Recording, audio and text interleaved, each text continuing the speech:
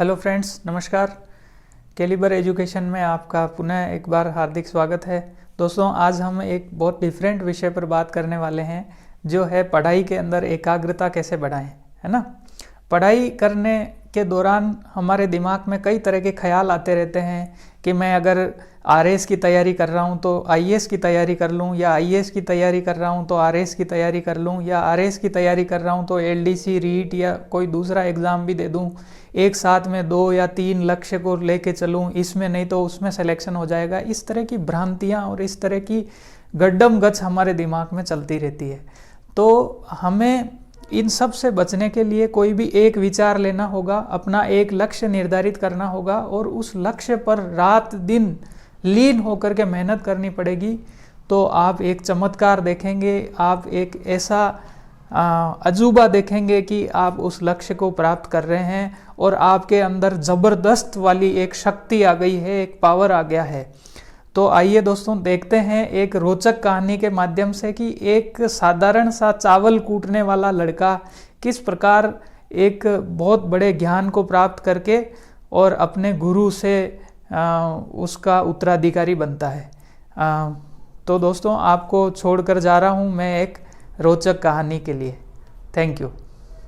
चीन के एक हिस्से में एक बहुत बड़ा मठ था, जहां लगभग 500 भिक्षु रहते थे। वो सभी अपने गुरु के मार्गदर्शन में खुद को जानने का अभ्यास कर रहे थे। एक दिन एक लड़का उस मठ में शिष्य बनने के लिए आया। उसने मास्टर से कहा, मास्टर, मैं खुद को जानना चाहता हूँ। मैं सच की तलाश कर रहा हूँ। मैं पता लगाना चाहता हूँ कि सच क्या है।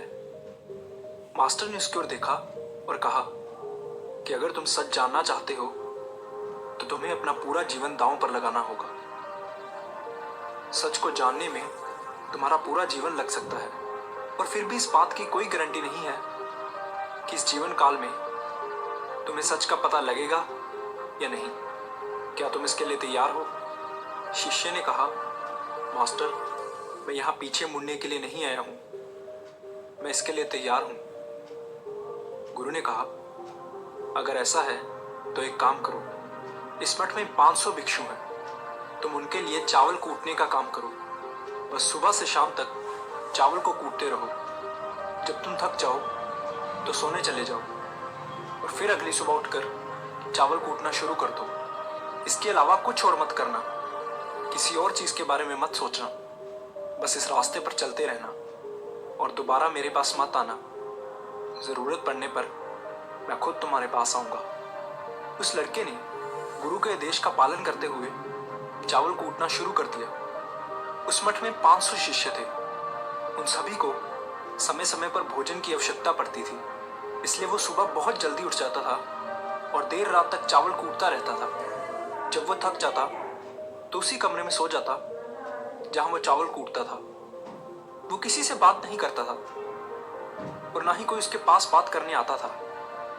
कुछ महीनों तक चावल कूटते हुए उसके मन में पुराने विचार आते रहे, लेकिन जब उन विचारों को कोई नया विषय नहीं मिला तो वो अपने आप ही मिट गए। धीरे धीरे उसके मन में विचार कम होने लगे। कुछ सालों के बाद तो वो अपना नाम तक भूल गया। वो हमेशा चुप रहता और विचारहीन अवस्था में बस चावल कूटता रहता। उसने ना तो कभी ध्यान किया था और ना ही कभी कोई शास्त्र पढ़ा था। मठ के बाकी शिष्य उसे मूर्ख समझते थे। ऐसा करते हुए 12 साल बीत गए। 12 साल बाद एक दिन मास्टर ने घोषणा की कि अब मेरा आखिरी समय आ रहा है और मुझे अपना उत्तराधिकारी चुनना है, जो मेरे बाद इस मठ का मुखिया होगा। इसलिए मेरा कोई भी शिष्य जिसे लगता है कि उसे आत्म साक्षात्कार हो गया है और उसने खुद को जान लिया है, वो रात को मेरे दरवाजे के पास आकर इस दीवार पर कुछ पंक्तियां लिखे, जिसमें उसकी जिंदगी का सारा अनुभव समाया हो। कई शिष्यों ने ऐसा करने के बारे में सोचा। मठ के प्रमुख शिष्यों में से एक ने वहां जाकर कुछ पंक्तियां लिखी। उसे बौद्ध धर्म ग्रंथों का बहुत ज्ञान था। सभी शिष्यों को लगता था कि वो इस मठ का उत्तराधिकारी बन सकता है। उसने लिखा था कि मन एक दर्पण की तरह है, जिस पर विचारों और इच्छाओं की धूल जमा हो जाती है। इस धूल को हटाने के लिए ही ध्यान है। जिसकी धूल हट जाती है और मन का दर्पण साफ हो जाता है, वो मोक्ष को प्राप्त कर लेता है। अगली सुबह जब मास्टर उठे और उन्होंने इन पंक्तियों को देखा तो उन्हें बहुत गुस्सा आया और उन्होंने कहा कि किस बेवकूफ ने ये सब कचरा मेरी दीवार पर लिखा है। वो शिष्य जिसने ये लिखा था वो चुप रहा। हालांकि उसने जो पंक्तियां लिखी थी वो ज्ञान से भरी थी, लेकिन ये सब किताबी ज्ञान था। वो शिष्य बहुत चालाक था। उसने पंक्तियां लिखी लेकिन नीचे अपने हस्ताक्षर नहीं किए, क्योंकि वो स्वयं इसके बारे में निश्चित नहीं था कि ये सही है या नहीं। क्योंकि उसे आत्म साक्षात्कार नहीं हुआ था, गुरु ने इन पंक्तियों को पूरी तरह से खारिज कर दिया। ये देखकर सभी हैरान रह गए। ये घटना पूरे मठ में चर्चा का विषय बन गई। इस विषय पर बात करते हुए दो शिष्य उस शिष्य के पास से गुजरे जो 12 साल पहले यहाँ आया था और दिन रात बस चावल कूटता रहता था। दोनों की चर्चा सुनकर वो धीरे से हंस पड़ा। दोनों शिष्यों ने उससे पूछा कि तुम क्यों हंस रहे हो। उन दोनों की नज़र में ये चावल कूटने वाला बहुत ही तुच्छ भिक्षु था। किसी ने भी उसे ना तो कभी ध्यान करते देखा था और ना ही कभी कोई शास्त्र पढ़ते। हर कोई उसे मूर्ख समझता था जो बस चावल कूटना ही जानता था। उस मठ में बहुत बड़े बड़े विद्वान थे, लेकिन उस चावल कूटने वाले को किसी से कोई मतलब नहीं था। इसलिए वो दोनों शिष्य उसे मुस्कुराता हुआ देखकर चकित रह गए। उन्होंने फिर उससे पूछा कि तुम क्यों हंसे। उसने जवाब दिया, मैं इसलिए हंसा क्योंकि मास्टर सही बोल रहे हैं। ये सभी पंक्तियां कचरा हैं। इन पंक्तियों का कोई मूल्य नहीं है। वो दोनों शिष्य चौंक गए। उन्होंने उससे पूछा कि क्या तुम कुछ ऐसी पंक्तियां लिख सकते हो जो इससे बेहतर हो। चावल पीसने वाले ने जवाब दिया, नहीं, क्योंकि मैं अनपढ़ हूं। लेकिन हाँ, मैं कुछ पंक्तियां कह सकता हूं और अगर तुम उन पंक्तियों को लिख सकते हो तो मैं तुम्हारे साथ जाने के लिए तैयार हूं। उन दोनों शिष्यों ने कहा, ठीक है। वो मास्टर के कमरे के पास गए और चावल कूटने वाले ने कुछ पंक्तियां बोली और दूसरे शिष्य ने उसे दीवार पर लिख दिया और उन पंक्तियों के नीचे लिख दिया, चावल कूटने वाला। उन्हें लगा कि मास्टर इस पर भी गुस्सा करेंगे। जो पंक्तियां उसने लिखने के लिए कहा था वो बहुत अद्भुत थी और वो पंक्तियां थी, मन तो बस एक भ्रम है, ना तो मन है और ना ही मन का कोई दर्पण है। और जब मन ही नहीं है तो धूल कहाँ ठहरेगी। जो ये जानता है वो सच को जान गया है। जब गुरु ने इन पंक्तियों को देखा तो वो आधी रात को उठे और उस चावल कूटने वाले के पास गए। वो सो रहा था। मास्टर ने उसे जगाया और कहा कि ये लो, मेरी छड़ी और मेरे वस्त्र ले लो। आज से तुम मेरे उत्तराधिकारी हो। लेकिन अभी इस मठ को छोड़कर दूर चले जाओ, क्योंकि इस मठ में बहुत सारे विद्वान हैं जो खुद को तुमसे श्रेष्ठ मानते हैं।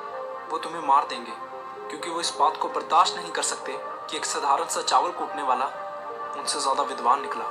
तुम्हें वो सारा ज्ञान हो गया है जो मुझे है, और तुम्हें ये केवल चावल कूटते कूटते हुआ है।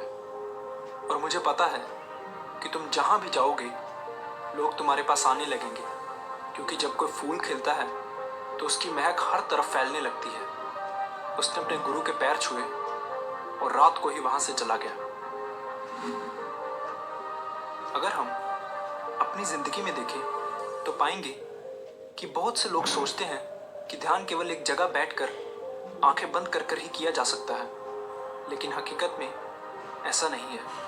ध्यान तो चलते चलते भी किया जा सकता है, या अपना कुछ काम करते हुए भी ध्यान किया जा सकता है। असल में ध्यान का मतलब ये है कि आप जो भी काम कर रहे हैं उसे इतनी शिद्दत से करें कि आपको अपने शरीर का ख्याल भी ना रहे। बिल्कुल उस चावल पीसने वाले की तरह जो चावल कूटने में इतना मगन हो गया कि उसे खुद का कुछ ख्याल ही नहीं रहा। चावल कूटते हुए ही उसने आत्म साक्षात्कार प्राप्त कर लिया। इसी तरह ज़ेन का अर्थ है हर समय वर्तमान में रहना और कुछ नहीं सोचना, क्योंकि मन तब तक ही है जब तक विचार है। जब विचार नहीं रहेंगे तो मन भी गायब हो जाएगा, और जब मन ही नहीं रहेगा तभी केवल तुम अपने आप को अच्छे से जान पाओगे।